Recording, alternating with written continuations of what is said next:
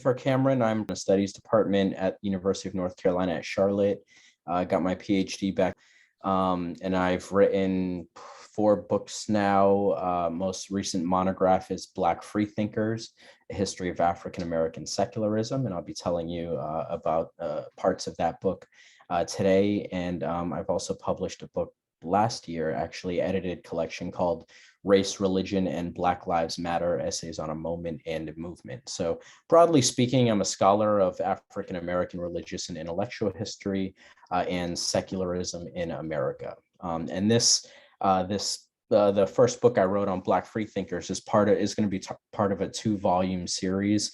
So the first volume went up to the civil rights era, to the sort of tail end of the civil rights era. And I'm going to be writing a second book over the next few years on Black Freethought from 1975 to 2020. So I'll get right into it. I'll give you a little preview of what I'm going to talk about. I'm going to focus mostly on the civil rights period of the 1950s, 60s, and early 1970s. But I'll give you little sort of snapshots of the 3 chapters of my book kind of leading up to that, just so you can get a sense of where this discussion of free thought and civil rights fits into the sort of longer arc of Black secular thought in the United States. This research project and eventually the book is something that I started working on about 9 years ago. So at the tail end of 2012.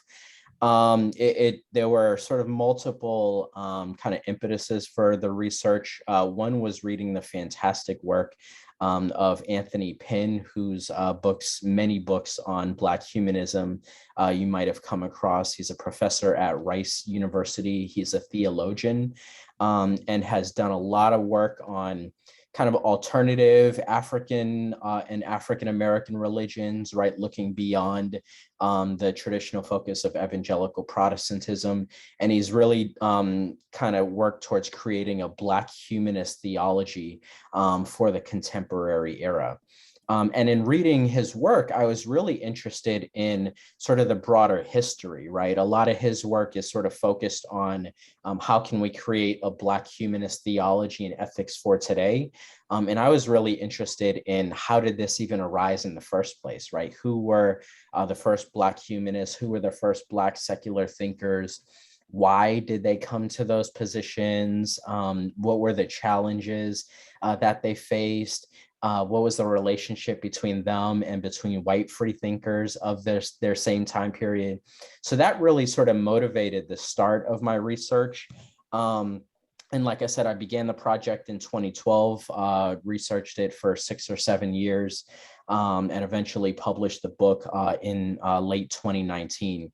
And what I found in the course of my research was that while very few, pretty much no historians and very few scholars in general had written about a tradition of Black secularism or Black free thought, that it had actually been much more prominent and much more important in Black culture and politics than we've been led to believe. Now, Black freethinkers never constituted a particularly large percentage of the population, of the Black population, although that has changed over the past 25 years or so. But nevertheless, the influence of secularism among kind of key Black political thinkers, cultural figures, intellectuals, and artists has meant that secularism has had sort of an outsized role in Black political thought when compared to the actual number of Black secular thinkers. So my book starts in the era of slavery. And what I found is that you have sort of an alternative origin to free thought in the United States when you look at the rise of atheism and deism and religious skepticism among slaves, right? So for free thinkers like Thomas Paine and James Madison and others during the Revolutionary era, a lot of their sort of secular thought arose in sort of conversation with European philosophers, right? Diderot, Voltaire, reading some of those works.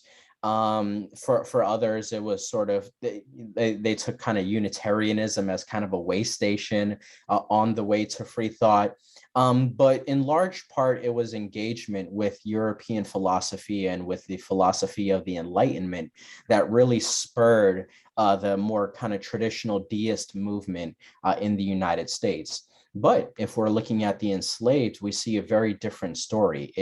Atheism was more kind of homegrown among the enslaved, right? It didn't necessarily come from engagement with European philosophy, in large part because there were laws in just about every southern state, especially after Nat Turner's rebellion in 1831, preventing slaves from learning how to read, right? So masters literally could not teach their slaves to learn how to read. And even after Nat Turner's rebellion, those laws also extended to the free Black population as well, right? So free thought for them really couldn't emerge from engagement with Enlightenment thought because of the barriers that they faced, right? But nevertheless, even if they weren't literate, these were intelligent people who could sort of observe what was happening around them, analyze their world, use their capacity for reasoning. And many enslaved people came to the conclusion that based off of the sort of suffering and misery that they experienced on a daily basis, including their families being sold away from them, witnessing brutal physical punishments, rampant sexual assaults on slave labor camps throughout the South, that there could not be a just God who was looking out for their interests, who loved them, who cared about them, right? So they sort of came to their atheist positions even before most white freethinkers were calling themselves atheists, right? At a time when, if you were a white freethinker, you generally labeled yourself a deist, right? You usually didn't claim the term atheist until more after the Civil War, right? And the same thing with agnostic. But many enslaved people became atheists during the 1830s and 1840s simply by sort of witnessing and experiencing the brutality inherent in the institution of slavery and sort of reasoning from there that there wasn't a God looking out for their interests. Another kind of key development that motivated the sort of origins of Black free thought was the rise of pro-slavery Christianity, which really started to take off again, right, in sort of the 1830s, right? So the 1830s was a really important sort of marker because this is when the abolitionist movement began to ramp up in the Northeast, right, with the start of William Lloyd Garrison's Liberator magazine, the founding of organizations like the American Anti-Slavery Society. So you start to see more and more people attacking slavery. And then on the part of Southerners, the need for a more kind of robust defense of the institution, where they didn't necessarily feel the need for that defense prior to the 1830s, right? Because slavery was by and large accepted throughout American society, with the exception of Blacks, of course. So pro-slavery Christianity really starts to take off. You have whole kind of theological schools that are founded that are sort of justifying slavery using the Bible, right? And that's another thing that kind of helped to foster the rise of religious skepticism and atheism in slave communities. And I found evidence for this skepticism in two main sources. One, the narratives of formerly enslaved people who escaped up north and were able to write autobiographies. And two, accounts of travelers to the South who are remarking on the sort of irreligiosity present in slave communities. So it's hard to say how many slaves were atheist or kind of free thinkers prior to the Civil War. You know, there weren't kind of surveys that spoke to that, right? But I have found a number of narratives that mention it, right? And we do know that some key Black political figures and intellectuals, including William Wells Brown and Frederick Douglass, were free thinkers, right? I hesitate to call either of them atheists. William Wells Brown did identify as an agnostic. Douglass was sort of all over the place, right? He published 3 different autobiographies between 1845 and 1893. and you get very different sort of religious opinions in all of them. So he moved back and forth between various faith traditions, but at the final meeting of the American Anti-Slavery Society in 1870, while everybody was going around and thanking God for freeing the slaves, Douglass said, "I like to thank men. It's only through them that I can get a glimpse of God anywhere." Right? Douglass was roundly criticized for this statement by Black religious leaders, right, including a bishop of the AME Church, and he wrote an article responding in the Boston Investigator, one of the leading Freethought publications of the day, saying that I bow to no priest, either of faith or unfaith. I claim for myself perfect freedom of thought. Right.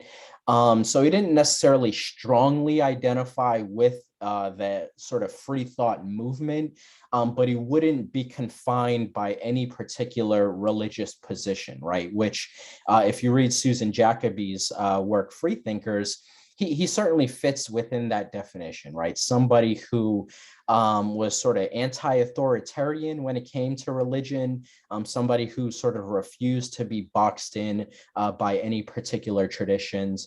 And in a book that I'm currently writing right now, I actually place Douglass within the ranks of Black transcendentalists because of his admiration for the philosophy of Theodore Parker and Ralph Waldo Emerson.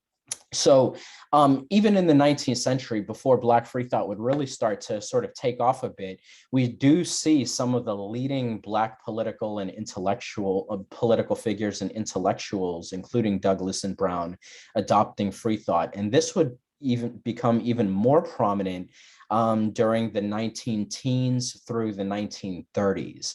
Now, this is the era that I refer to in Black freethinkers as the golden age of Black free thought, right? And it basically picks up right at the sort of tail end of what Susan Jacoby calls the golden age of American free thought, namely 1875 till about World War I, right? 1915 or so. But right after that period is when you start to see increasing numbers of African-American freethinkers emerge, right? And one key development that sort of fosters this rise was the Great Migration. This is where, due to racism, due to a lack of economic opportunity, but also due to the pull of, good-paying manufacturing jobs in cities like Chicago and Detroit and Cleveland and New York, approximately 1.5 million African Americans migrated from the rural South to the urban North between 1915 and 1930. And this in turn helped to contribute to literary and intellectual movements such as the New Negro Renaissance.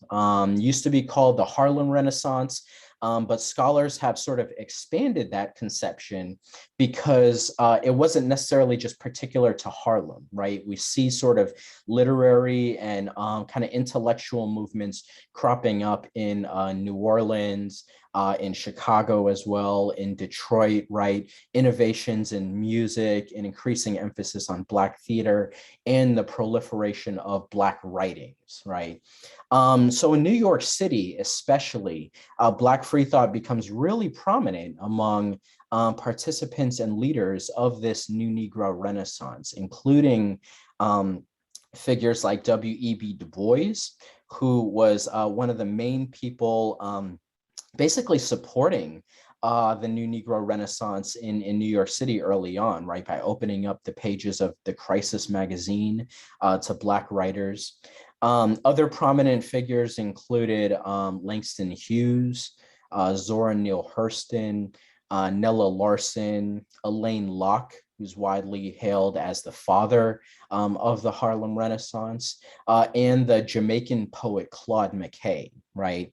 Through many of these individuals' poetry, through their personal correspondence and autobiographies, in the case of Langston Hughes and Hurston, through their novels, right? We see very creative engagements with free thought during the 1920s and the 1930s, right?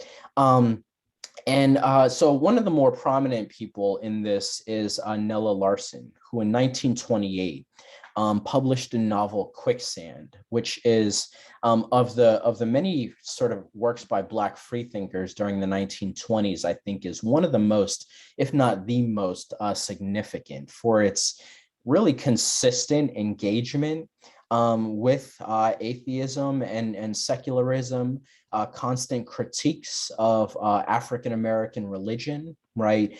And its sort of positioning of a sort of natural blend between an identity as a free thinker and opposition to patriarchy and heteronormativity, right?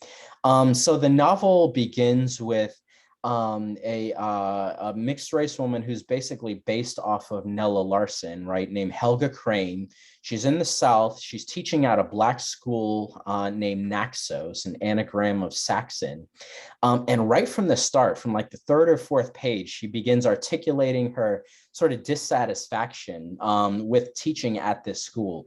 And it's largely because of religion, right? This is an African-American school, an HBCU, that was really sort of a composite of two HBCUs that Larsen herself attended, Fisk and Tuskegee University.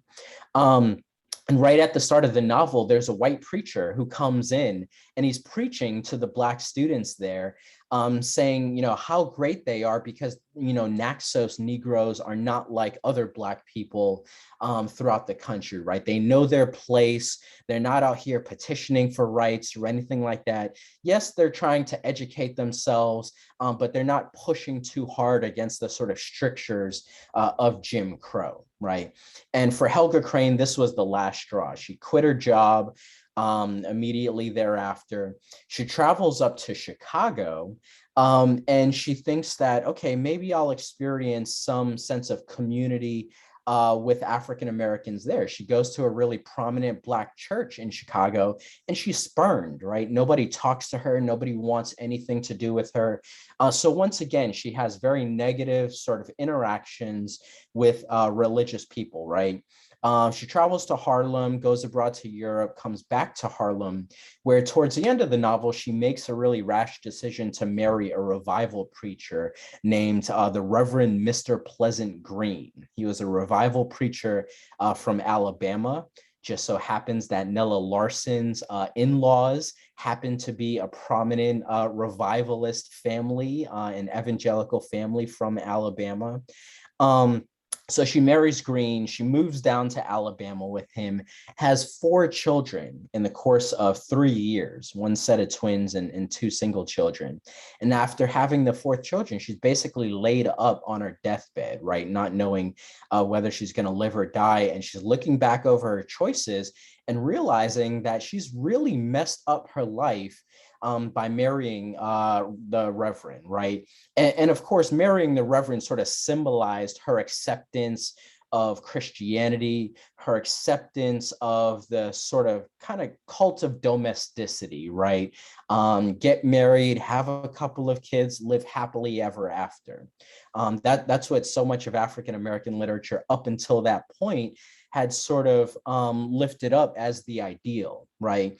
And for Nella Larsen and Helga Crane within the novel, that was not the case. Towards the end of the novel, Helga says, with the obscuring curtain of religion rent, she was able to look about herself and see with shocked eyes this thing she had done to herself. She couldn't, she thought ironically, even blame God for it now that she knew he didn't exist, right? So once again, through struggle, through sort of pain, right? She eventually, at the end of the novel, comes to realize that Christianity had basically imprisoned her, right?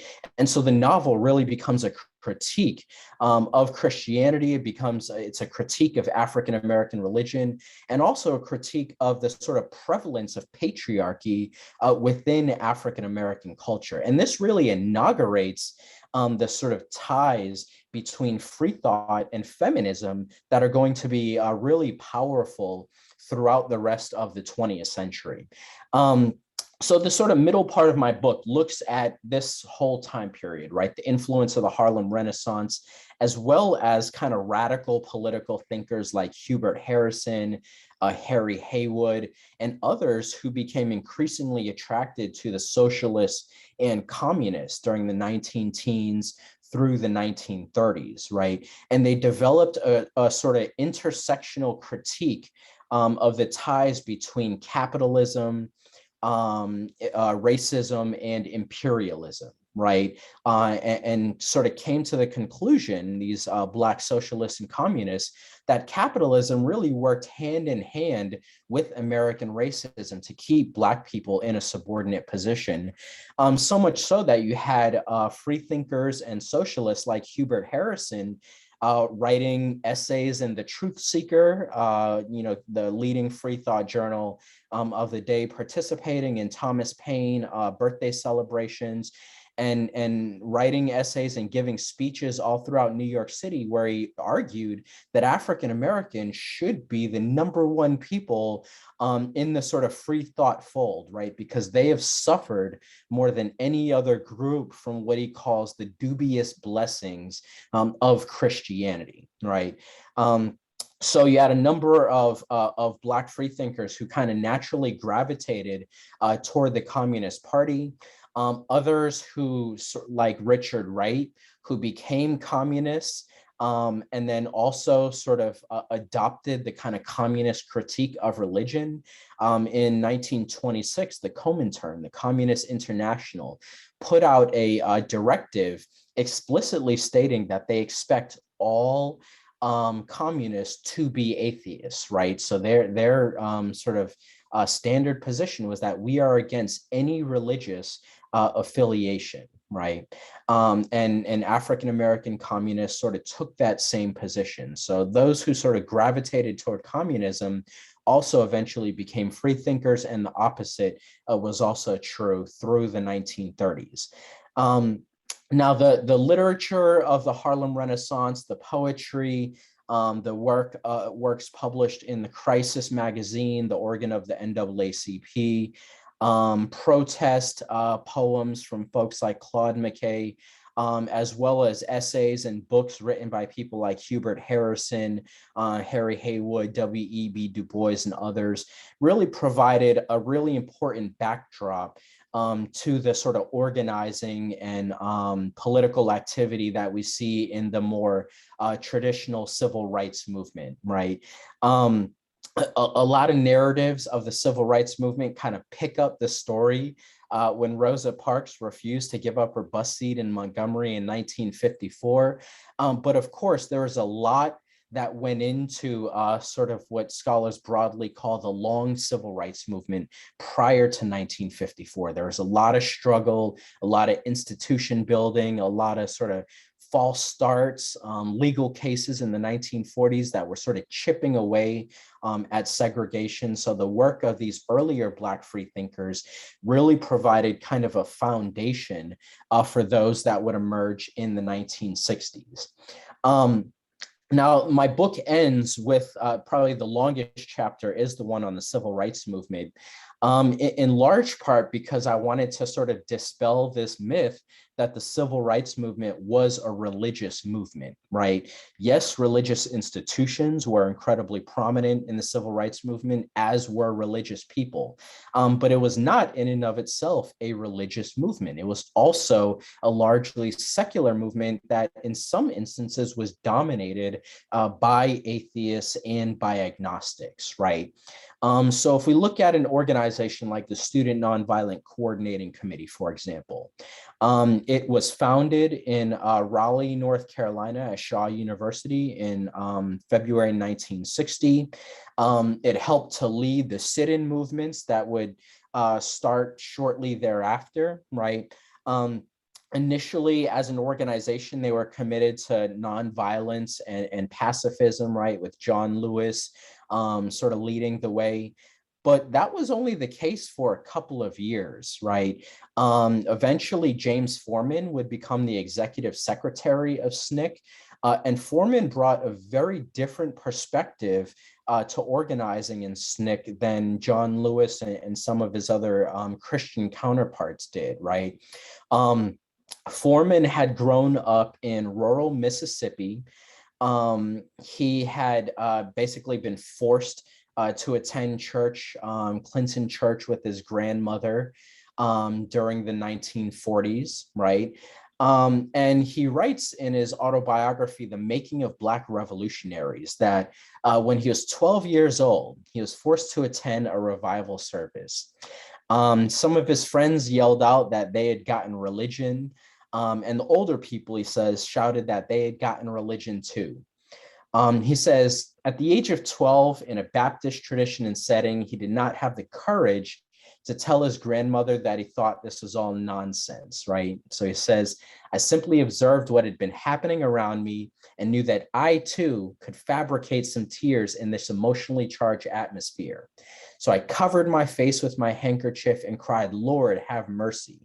He says, I was taken off the mourner's bench and the people talked of how many children got saved that day by the grace of the Lord.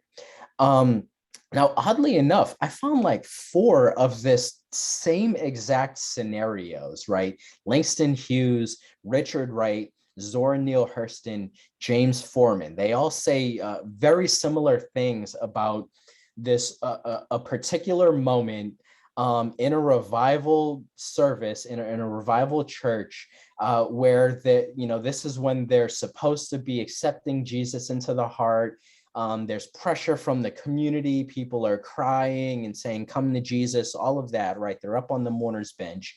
And all of them say, we faked it, right? We just sort of went along to get along. But for all of them, that was the moment where they sort of saw behind the veil. And it's the moment that they say was the start of their secularism, right? Now, of course, Forman was only 12 years old. He probably didn't even know what it meant to be an atheist or agnostic or anything like that. But he knew he didn't necessarily believe what was being told to him about this higher power from people in his community.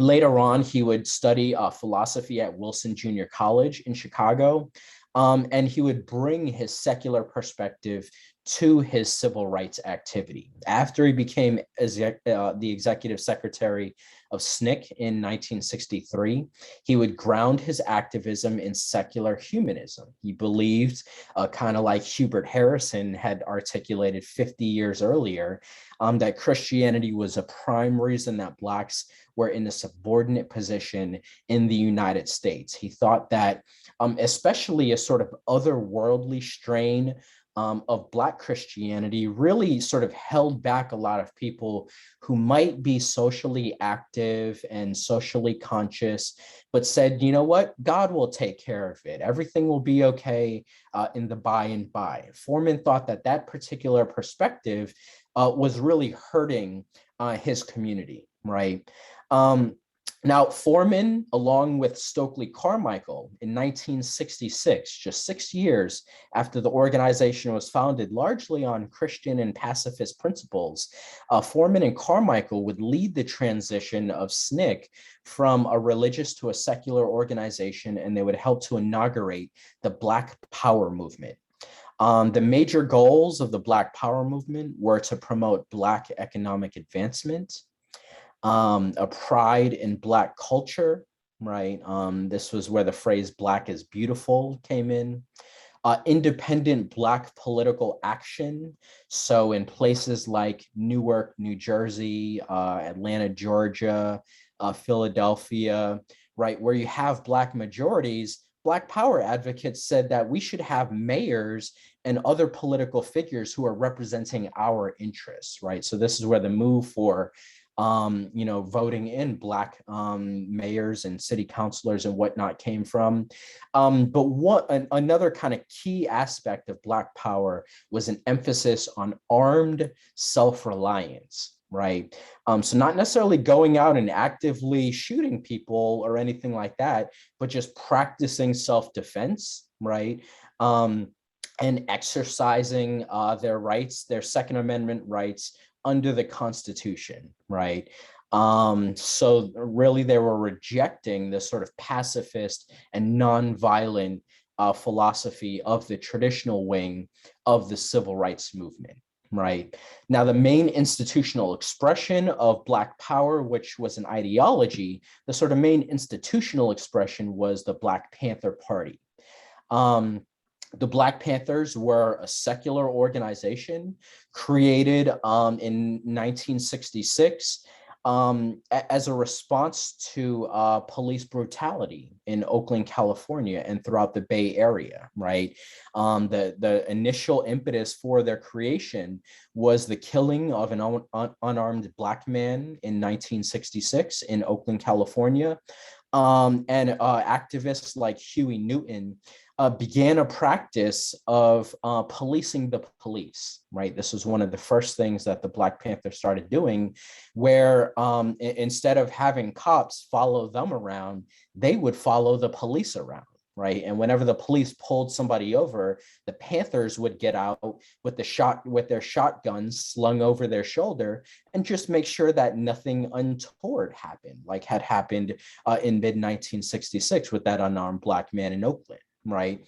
So they started things like policing the police, but eventually this became a sort of full-fledged political movement with chapters throughout the United States.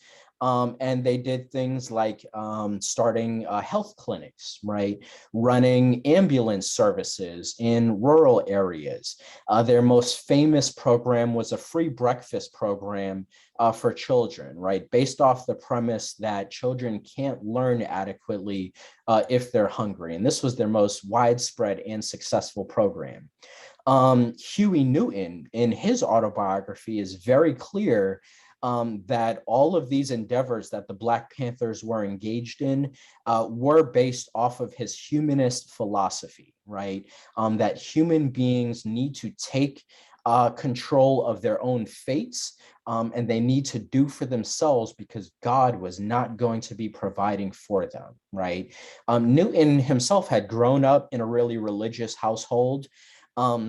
He started moving away from religion around 1963, 1964, when he was a student at Merritt College, right?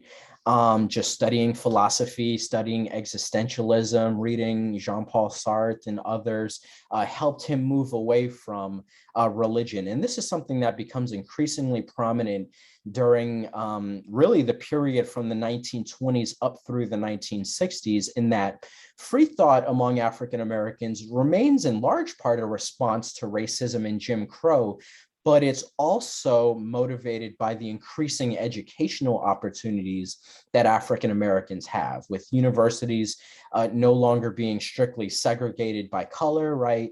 Folks like Zora Neale Hurston being able to attend Columbia University, and other institutions, increasing access to education, studying science and philosophy becomes another sort of key aspect motivating the rise of Black free thought. Now, during the civil rights era, the Black Panther Party was sort of the key political expression of Black power. There were also sort of literary and intellectual expressions, right? With the main one being the Black arts movement, right?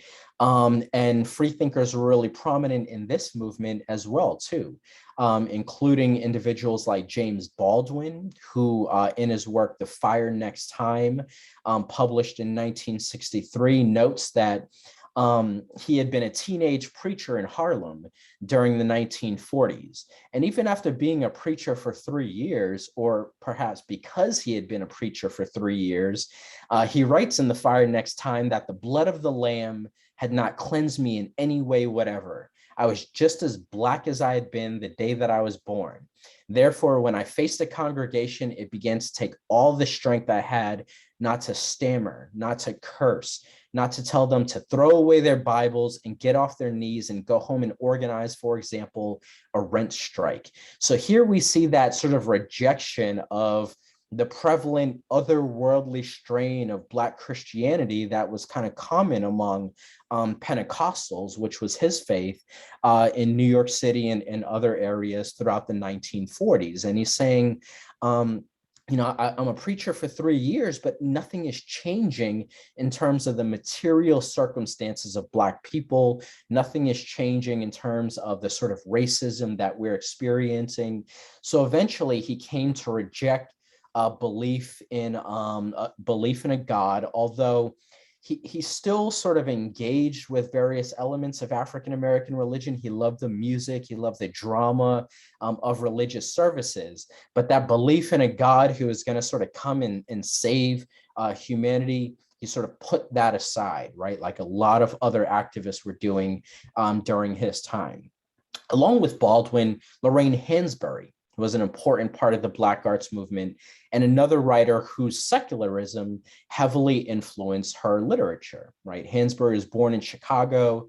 She moved to Harlem in the mid-1950s, where she worked with a prominent freethinker and socialist W.E.B. Du Bois and Paul Robeson on the anti-imperialist and anti-capitalist magazine Freedom. And she's most well known for her play A Raisin in the Sun, which is set in the South Side of Chicago sometime between the end of World War II and 1959. The play focuses on the Younger family shortly after the death of the patriarch, Walter Younger Sr. The family is waiting on $10,000 in life insurance money, and much of the drama revolves around what will be done with the funds, right? Walter Younger Jr. wants the mom to give him the money to invest in dubious business schemes, while the mom wants to use the money to buy a house in a white neighborhood and support the medical career of her daughter, Benitha. Now, Benitha is very similar to Hansberry herself, right? A modern woman who embraces feminism, anti-colonialism, and atheism. A lot of people are urging Benitha to marry her middle-class suitor, George Murchison, but she decides to wait until her schooling is complete, putting her career ahead of middle-class domesticity. And when Mama remarks to her that she'll be a doctor if God wills it, Benitha replies, God hasn't got a thing to do with it. She goes on to express her frustration that God gets all the credit for human achievements, asking whether or not God would be paying her tuition, right? And Benitha really expresses Hansberry's own sentiments. One of the things that I had to do in this book is, so much of my evidence comes from literature, from fiction, right, from poetry. So I had to kind of cross-reference that with sources from the authors themselves, just to make sure this wasn't kind of just an intellectual exploration that didn't really reflect their own ideas. So I always went back to their own memoirs, their autobiographies, letters that they wrote, their correspondence. That's where a lot of my archival research came in. And in reading through an interview that Lorraine Hansberry gave with the journalist Mike Wallace shortly after the play came out, Hansberry says very clearly, Benitha is me 8 years ago, right? And in her own autobiography, she also expresses kind of humanist and atheist sentiments, right? So Hansberry's perspective on religion was very similar to what Zora Neale Hurston articulated in her autobiography, Dust Tracks on a Road. Basically, that human beings attribute to God aspects of nature and human life that we do not understand, right? And as we get sort of more and more enlightened, we could recognize that those things are no longer God, right? So to wrap this up, despite views of African Americans as sort of overly or naturally religious, Freethought has been a vital and significant component of Black culture and politics since the 19th century, and was incredibly prevalent and important during the civil rights era of the 1950s, 60s, and 70s. It's not necessarily an obscure history if you just go and look at the autobiographies, the writings, the poems, and the novels of some of the leading figures in African-American intellectual and political history, including Frederick Douglass, W.E.B. Du Bois, Louise Thompson Patterson, Zora Neale Hurston, James Baldwin, Richard Wright, right? These are people that we know of their work in a lot of other contexts, right? It just takes sort of doing a little bit more digging than reading kind of the most prominent books by these authors that we might know. And I think this is a significant history and one that it's vital to teach today, especially to show Black skeptics that they're part of a long and prominent tradition of Black freethinkers. Thank you. Thank you, Chris. Amazing discussion there. We'll open it up for anybody have any questions for Chris.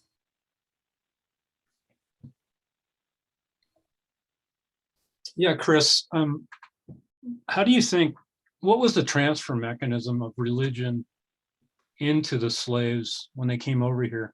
I mean, was that something that is that something the whites beat into them?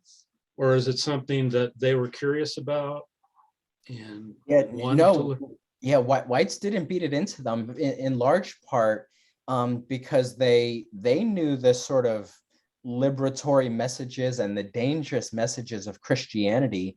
So for most of early American, did you know there is a potent 15-second ritual that for most of early American history, slaveholders were actually opposed to their enslaved people adopting Christianity. There are, of course, a number of exceptions to this, but by and large, they were opposed to it, even though, paradoxically, they used Christianity to justify the slave trade in the first place, right? So right from the 1450s, when the Portuguese were enslaving folks on the coast of Africa, they said, they used Christianity in baptism to say, yes, we're enslaving these African savages and whatnot, but it's okay because we're introducing them to the light of Christianity. But they never actually did that second part, right? That was just sort of the intellectual justification. My first book, called To Plead Our Own Cause, African Americans in Massachusetts and the Making of the Anti-Slavery Movement, I show in that work how African Americans actually creatively used Puritan theology and Puritan rhetoric to help build the abolitionist movement during the 1770s and the 1780s, right? One of the questions I often get when I talked about that book was, did they really believe it, right? Were they really Puritans? And the thing is, you don't really know. I mean, you can extrapolate from what they write and argue that they were Christian. We don't know their true beliefs. And I'm kind of skeptical now after reading those kind of fake conversion narratives of atheists later on. But what I do know is that starting in the 1770s, Christian language and an identity as a Christian became a really powerful way for African-American activists to kind of build alliances with other abolitionists and with other sort of like-minded people. So I think it was an important tool early on. But then during the 19th century, you do see more sort of widespread conversions of African Americans to Christianity. A lot of that occurred sort of outside of the gaze of their masters, right? So their masters, if they did introduce them to Christianity, it would be a really watered down version where, a preacher came in and said, thou shalt not steal, thou shalt not lie, or anything like that, right? Very moralistic and aimed at supporting the institution of slavery. And then the slaves would go off at midnight or 1 a.m, read the Bible for themselves if they had, surreptitiously learned how to read, reflect on the messages, and develop their own sort of version of Protestantism. So a lot of slave religion came in sort of opposition and against the wishes of their masters. Donna?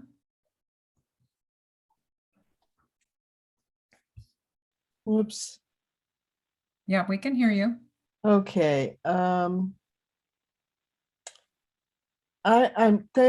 sorry, I got too many screens going here, but thank you for your presentation and all the research you've done. This has been really educational, but I was wondering what you thought of this linguist teaching out of Columbia, John McWhorter, and his recent book, where he's saying a new kind of religion is evolving because of woke racism.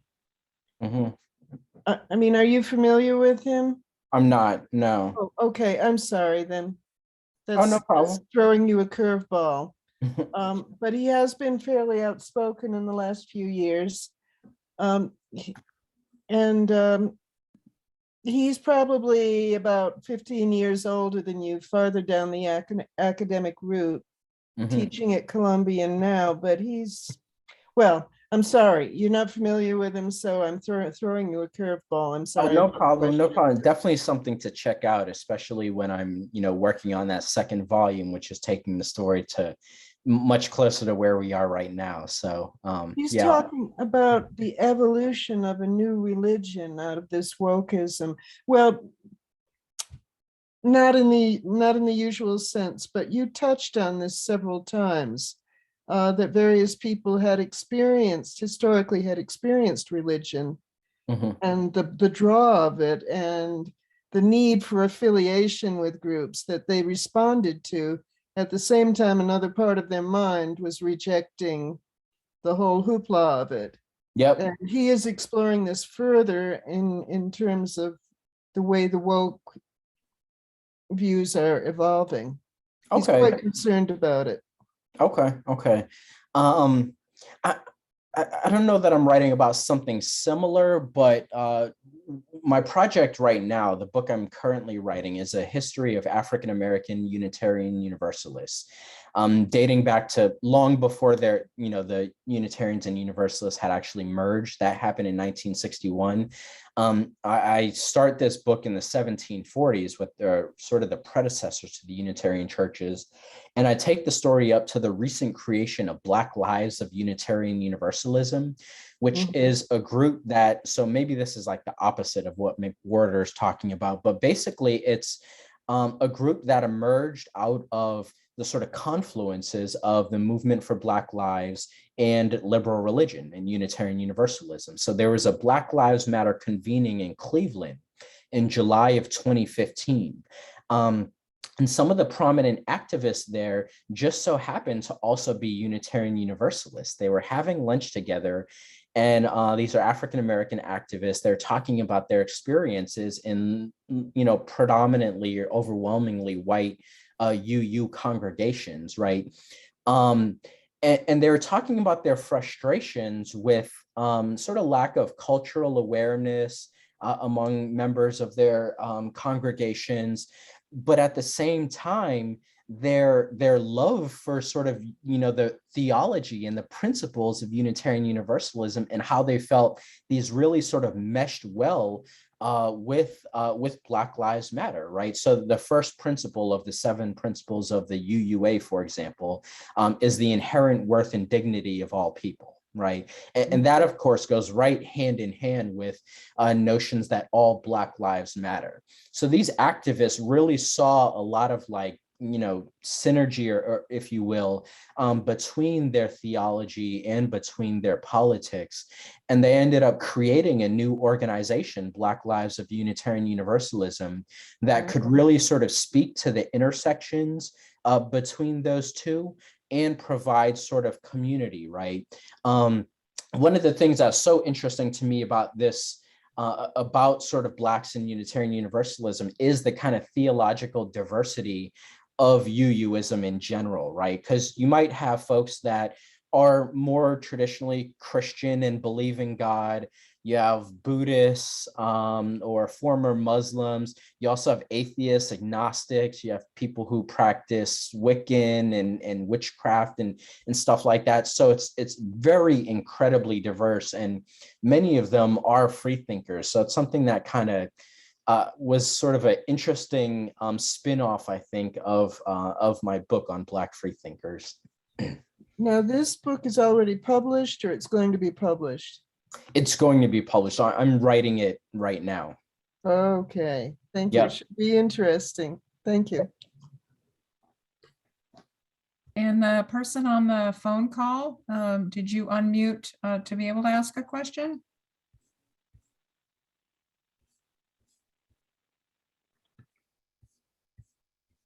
Oh, okay, we see you muted. Oh, No question. Thank you so Oh. much okay. for all that research. Thank you for being here. You're welcome. And Renee, I noticed you had your hand up, but you took it down. Did you want to ask a question? Well, I just, my brain is going 100 miles an hour because, of course, I've had a focus in the religious right and for a long time, over a decade now. And the current book, well, one of my current books is Bad Faith, Race and the Rise of the Religious Right, and by Randall Balmer. And he kind of hints, he doesn't hint, are you familiar with that? No.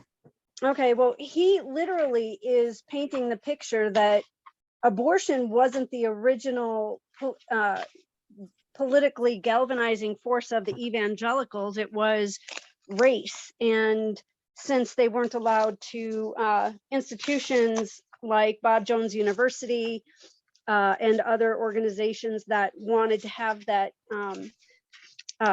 nonprofit designation, weren't allowed to discriminate and have the C3 designation. And he literally talks about this evangelicalism changing, trying to find another way to, it had to do with Paul Weyrich. Obviously this is for more recent than some of the historical stuff that you're talking about. But I'm trying to look at, how we got to where we are today with the African-American population being so devout at least in the area where I am in Colorado. And I look at this stuff and I think, how do we not have this history? And so all of the people you're talking about, all of the names, the historical names you're talking about, and your and their writings and their words. And I always connected the civil rights movement with religion, simply because I know that the churches were a galvanizing factor for the civil rights movement. But you never hear Black Americans talking about this in the context of, well, the church is a social institution, and yes, it brought us together, but a lot of us didn't really actually believe that stuff. It was just a way for us to come together politically against the organizations that were trying to discriminate against us, and yet consider themselves charities and nonprofits and that kind of thing. Yeah. And so I guess my mind is going 100 miles an hour. I'm sorry, but I feel like, how is this information escaping the broader public? And I know that most of this is not taught specifically in like K-12 or maybe not even at college level stuff. But a lot of the information that you're sharing is in other sources. So how can we bring this out to the more mainstream, I guess, making it into bite-sized bits of information? I'm not saying that we have to create a nation of Black atheists, but the ability to think critically about how we got to where we are today begins with understanding this background, that this history that you're talking about. Yeah. So I talk about this a bit in my introduction, in that the field of African-American history started to arise in the 1850s, but really started to take off after 1915 with the creation of the Association for the Study of Negro Life and History. Negro is now African-American, so it's called ASALH. And Carter G. Woodson's efforts to establish initially Negro History Week and then Black History Month. But the field of African American history really emerged in large part as a sort of political protest and a way of showing the virtues and the capacity for citizenship of African Americans. So, for example, in one of the first histories of African Americans, William Cooper Nell's The Colored Patriots of the American Revolution, you can even guess just from the title, right? The Patriots of the American Revolution. He's trying to place African Americans in this really virtuous and patriotic history to show that they were right there fighting alongside, fighting in George Washington's army and all that. We're dedicated to the idea of America. We fought and bled and died for America. And so much of African American history for, a good 125 years was a sort of argument for African American citizenship. So it's not even just that, the history of Black free thought sort of escaped notice. It's that it was almost actively ignored, right? And suppressed in favor of a type of narrative that portrayed African Americans as respectable, as upstanding citizens, as good Christians, and the like, right? And in terms of, why you don't see more Black people saying, I just joined the church for social reasons and all that, when you do some of this research, you do start to see that, right? You see folks like Stokely Carmichael, one of the founders of the Black Power movement. He became an atheist when he was 17 years old, studying at the Bronx High School of Science, right? Taking science and philosophy classes there, befriending Jewish communists in the Bronx. And then, 6 or 7 years later, he's down organizing for voting rights in the South. And he writes in his autobiography that while I didn't believe in God and I was personally an atheist, I was not going to go down South and talk all that atheism stuff around them, right? Because, he needed the churches as a physical space for organizing, right? As well as religious people to help out, to be some of the foot soldiers in this movement. So I think you had a lot of folks like him who were personally non-believers, but because of the sort of cultural pressure and the sort of large numbers of Christians in Black communities, it was really hard for folks to sort of come out and be open about their religious skepticism, right? That's something that was really more common among the folks in the Black Panther Party a little later on, who didn't really care what anybody thought, and would go in front of, a group of ministers like David Hilliard did in 1968 when he was speaking in front of the National Council of Black Churchmen. And he called the assembled Black ministers a bunch of pimps and MRFers, right? And said that if they didn't come around to supporting the Panthers' agenda, it'd be forced to off some of them. Folks like Hilliard and Huey Newton were few and far between, right? So yeah, there's really this sort of intense pressure, I think, in Black communities to kind of conform to Christianity. That is certainly lessened, I would say, over the past couple of decades, and you are starting to see an increasing number of African Americans, identifying openly as free thinkers, participating in social media groups like the Black atheist groups on Facebook, and taking part in participating in organizations like Black Non-Believers, which I think now has something like 15 chapters across the United States, as well as local organizations doing really great work like the Black Skeptics of Los Angeles. I'd like to ask a question. What are your thoughts on the Black Panthers? I believe the prominent leader of that was that Malcolm X? Huey Newton, but Malcolm X was a real inspiration for them. Okay. They started embracing Islam. And what are your thoughts on why did they start embracing a religion? Did it begin as a secular movement, and why did they join with that religion? The Panthers as an organization did not necessarily embrace Islam, and most of the leaders were themselves freethinkers. Yeah, certainly some rank and file members might have been Muslims, but the wing of the Black Muslims that Malcolm X was a part of, the Nation of Islam, they were actually prohibited from engaging in sort of outright political activity. So if, you know, they might have been, some of them might have been advocates of like Sunni Islam or something like that. But like the Black Muslims in America basically could not join the Black Panthers and still sort of remain affiliated with the Nation of Islam. That's actually one of the main reasons why Malcolm X, towards the end of his life, actually ended up leaving the Nation of Islam. And instead, he founded a secular organization called the Organization of Afro-American Unity.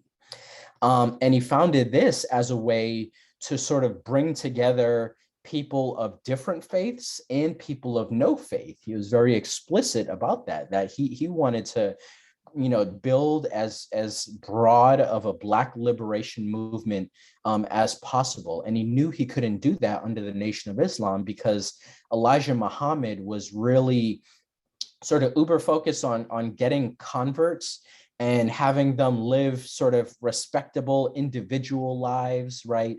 A lot of their ethics were kind of similar to Christians, right? You needed to be upstanding, don't lie, steal, cheat, anything like that. Make sure you're clean shaven, always wearing a suit. But he wouldn't let them take their beliefs much further than kind of personal transformation. Any sort of political organizing that they tried to engage in would be stymied. And that's what really made Malcolm X disenchanted. So yeah, some members of the Panthers, you know, there were people of all different faiths, certainly, but most of the leaders of the national organization and of a number of chapters that I found were actually free thinkers and remain so for most of their lives. Any other questions?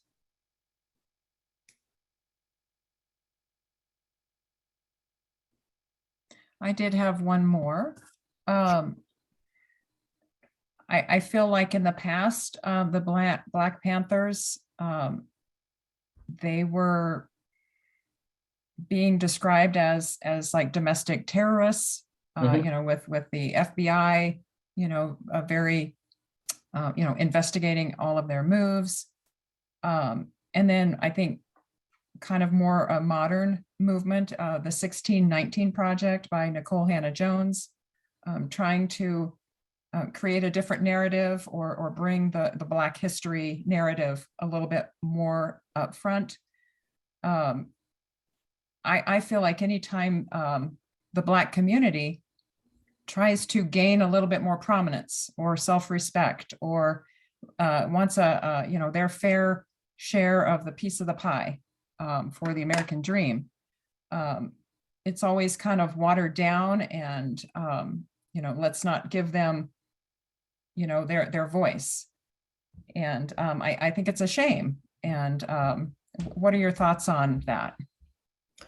I mean, this is just it shows the prevalence and strength of American racism, right? After 2008, a lot of people were declaring a sort of post-racial America. We had elected a Black president. We'd moved beyond the sort of racial divisions of the past.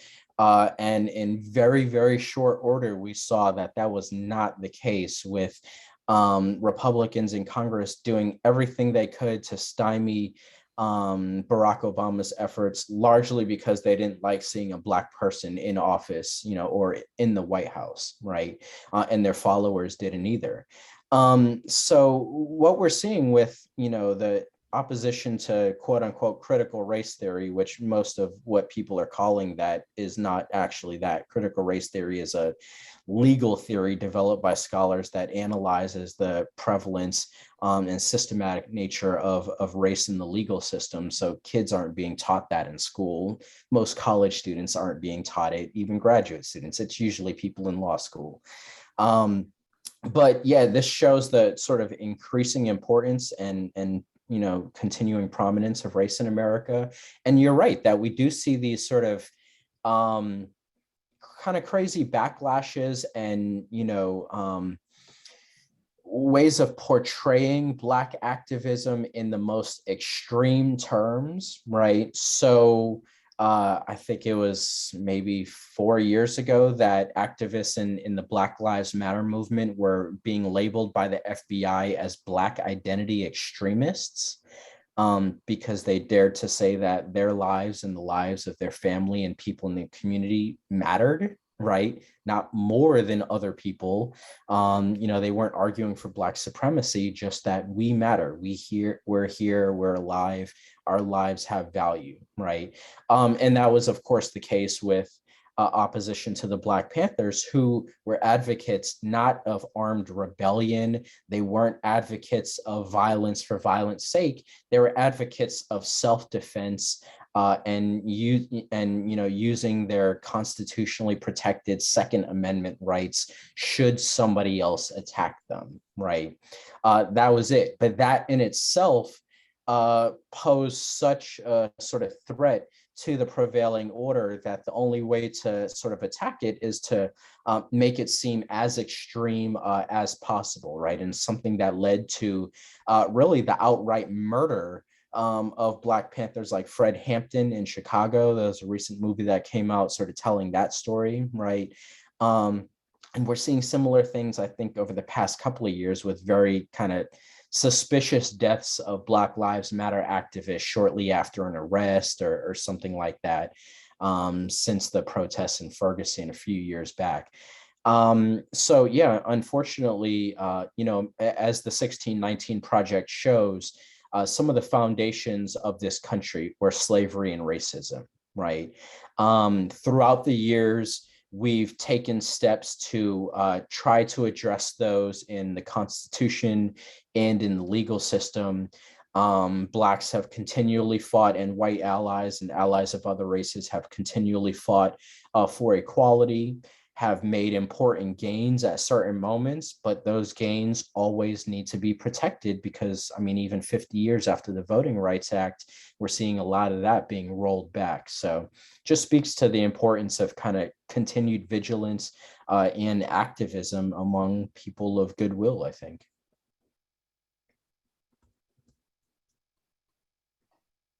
Any other questions? Is part of that activism, Chris, do you think being more visible with humanists and secularists, especially Black ones, pushing back on the theocratic world, like especially in Christian nationalism in particular? Yeah, absolutely. Because I haven't read that book, Bad Faith, that Renee was talking about, but we could see for the history of the last 40, 50 years or so, the ties between evangelical religion and racism in the United States, right? I mean, even dating back much far before that, right? To what I talk about in chapter 1 of my book, which, the rise of pro-slavery religion and the split of the mainline Protestant denominations among Northern and Southern lines over the institution of slavery. So the sort of connections between religion and race in the United States really go back almost to the nation's founding. Today, I think they're stronger than ever. And so, yeah, being sort of active, openly identifying as secular, taking part in secular movements, writing for secular publications, I think is a way to sort of push back against evangelical religion in the United States, which at the same time is also helping, I think, to combat racism, since those two are so closely linked together.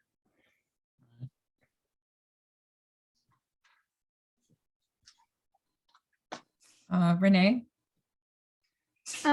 So I'm just trying to think a little bit forward to how can we personally, in all the different channels that we have, how can we support your effort and one of the areas that I'm specifically involved in is healthcare, humanists for healthcare, and some other stuff. And I'm thinking, and we know that, and it's kind of separate from what you're talking about, but we know that healthcare access and all of that is maternal mortality rates are higher among, people of color, for example, in our country and things like that. And I'm wondering if you've found any associations between your work and, for example, what we see today with access to whether it's health care or mental health. One of the things that I listen to podcasts occasionally. I don't know if you're familiar with themighty.com. It's an online community. No. And I focus on a lot of mental health issues. And they have a podcast now. And I was listening to a podcast by Black women talking about how the entire mental health care system was really designed for white males historically, and this kind of stuff. And there's also an article that I haven't gotten to yet around how religion leads to mental illness many times and stuff like that. Are you kind of looking at any of that kind of stuff in that sort of direction? Yeah. So I would here sort of point to the some of the writings of Sakivu Hutchinson, especially her books Moral Combat and Godless Americana. She's one of the leading Black secular activists and writers today. And she discusses this in a few different works, as does Anthony Pinn. And I'll be talking about a lot more in the second volume on Black Freethought, namely that, one of the ways that predominantly white humanist and secular organizations can be more appealing to African Americans is helping take on some of the functions that Black churches have traditionally served, right? One of the appeals of African American religion is the theology, certainly, right? But it's also just the other things that come along with membership in a Black church, right? And with attendance at a Black church, whether it's opportunities for socializing, whether it's an after-school program for kids or job assistance, scholarships, a whole host of social programs that churches are sort of performing in some of these underserved, poorer communities, right?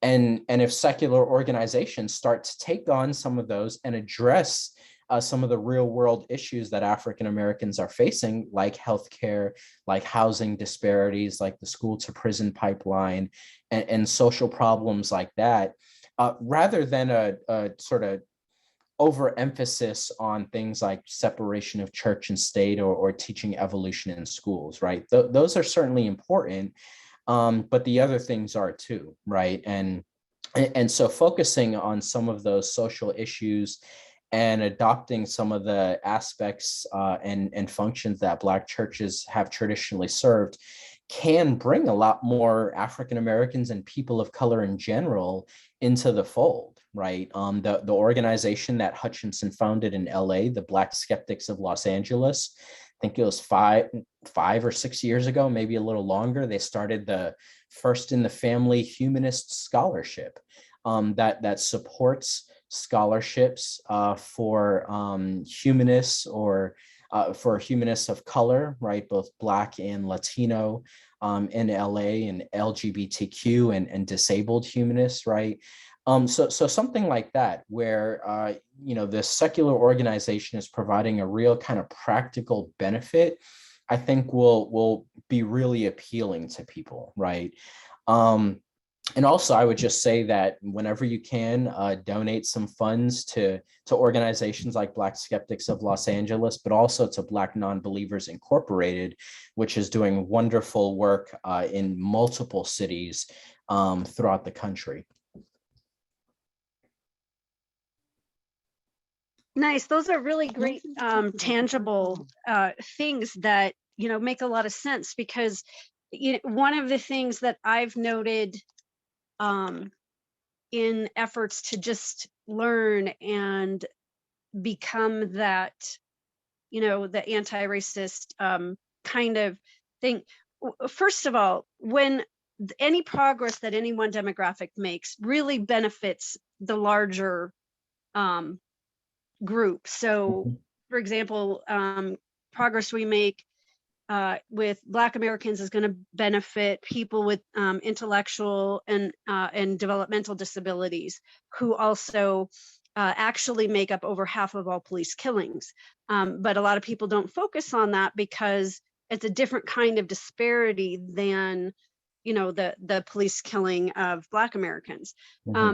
And so in trying to, and someone actually pointed out to me not long after the George Floyd murder that and I was that was when I first really got like the wake up call, and the George Floyd murder, and then of course the Vanessa Guillen murder at Fort Hood, as a female veteran who's been in terrible situations with Army peers. I just in those two events happened in a very close time frame, and I've been on a quest ever since. And so how do you, I'm sorry, my brain's going 100 miles an hour, trying to find those tangible things. And somebody said to me, people of color can't stop racism in any form at any level any more than women can stop misogyny, and trying to get that message out there. And I really like what you're saying, the tangibles, the things that we can do here in Colorado Springs, the Pikes Peak region of Colorado that I'm at. We have a really vibrant and large secular community, but we don't have a lot of interaction with Black non-believers, Black skeptics in our community. We do have, occasionally one or two will show up for an event or a virtual chat and stuff like that, and trying to figure out how to be welcoming, what do they need, and how can we, become that, what you're talking about. One thing we can do is to provide what Black churches often, that community that Black churches provide. But we have to figure out how to get them in the door first. And we have to figure out how to show them that we really do care. But I don't expect you to know what I need. So I'm trying to figure out what you need to compel you to, come in the door and get involved and come to social events and, just get involved in, social activism and stuff like that. I do like the idea of scholarships. And so, that's something to think about here in Colorado. And I'm wondering if there's anything that, Black non-believers can do to partner with. I would say that here in the Pikes Peak region, we probably have about 5,000 registered non-believer skeptics in total. And only a very small fraction of that number actually participate in most activities and events. And, when I communicate with the groups that I'm involved with, Pikes Peak Atheists and Atheist Families, Atheist Community of Colorado Springs, and then there's the Colorado Springs Freethinkers. Each group kind of has a different purpose, but for example, PPA Renee, can I interrupt real quick? Sorry, yeah. That's okay. You have a very good question. Let me give Chris a chance to respond. Okay. So the last part of the question, I would just say, I would reach out to Mandisa Thomas of Black Non-Believers. I'm not sure if there's a chapter in Colorado Springs or nearby, but that might be a possibility, especially with what seems like a fairly large general secular community. Just thinking about the statistics, I think there might be enough Black free thinkers in the area to get something started, and it might just be that maybe Mandisa knows one or two people who would be willing to kind of take it on. And these efforts often begin very, very small, right? In Charlotte, it started with Tina Marshall, who put out a call on meetup.com. And I think it was maybe 5 or 6 of us came to the very first, Black non-believers of Charlotte meetup. And now it's a much larger and vibrant group of people. So really, if the couples that have come to meetings that you guys have held, if you could reach out to them and see if they know other Black free thinkers, if they're maybe interested in kind of getting something started, and then seeing if Mandisa Thomas is willing to provide some guidance or help, or maybe knows some other people there who could start something. I think that could be fruitful. Well, thank you, That's Chris. great. Thank you. Yeah, I think that's a good place to start. Thanks.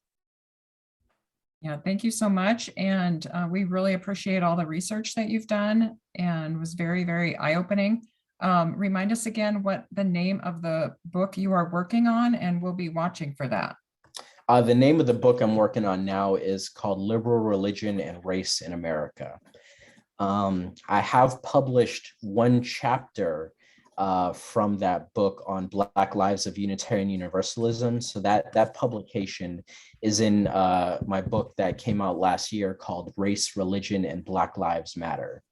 And that book, it's an edited collection with 11 different essays that explore various aspects of the connections between religion and BLM, with mine looking specifically at Black Unitarian Universalists.